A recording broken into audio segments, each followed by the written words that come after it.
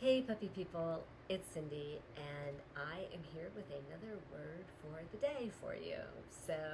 I think it's really important to know these definitions for these common dog related terms. The more you know, the further you go. And the more we know about dogs' behavior, their anatomy, gives us more perspective and more insight for them. And I think it definitely makes us be better handlers, better trainers, better care providers, and just overall better pet parents.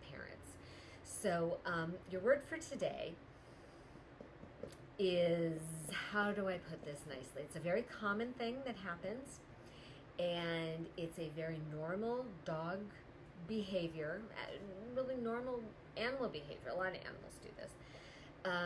And it just sounds a whole lot better if we say it in Latin.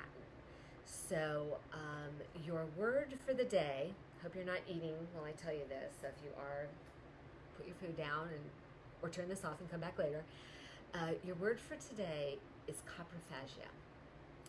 And basically what that means is eating feces. They do that. Yeah. Why do dogs do that? They're dogs. There is nutritional value in feces, especially if it has undigested food in the fecal matter. So that's why you will see your dogs love to rate the cat box. They love horse manure. If you have a horse and take him to the stables, they love that horse manure.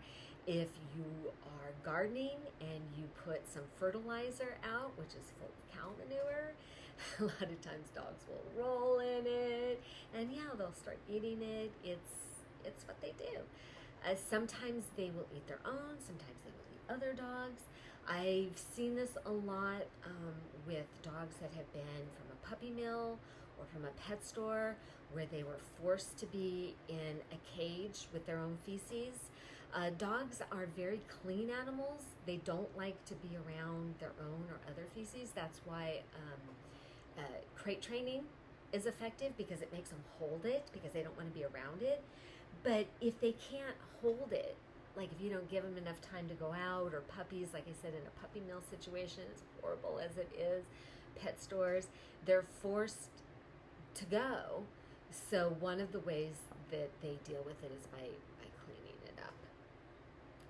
And so sometimes it just becomes a bad habit that they get into.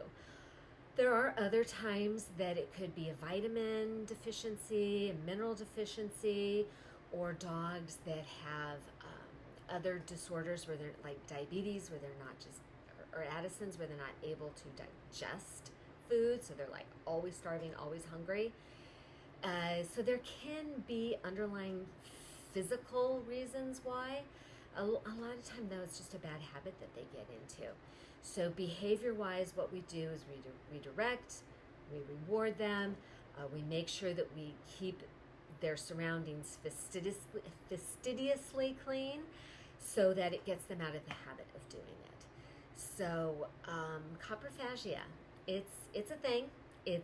Your dog isn't a weirdo, your dog isn't a freak, he's just doing doggy things, as disgusting as they are.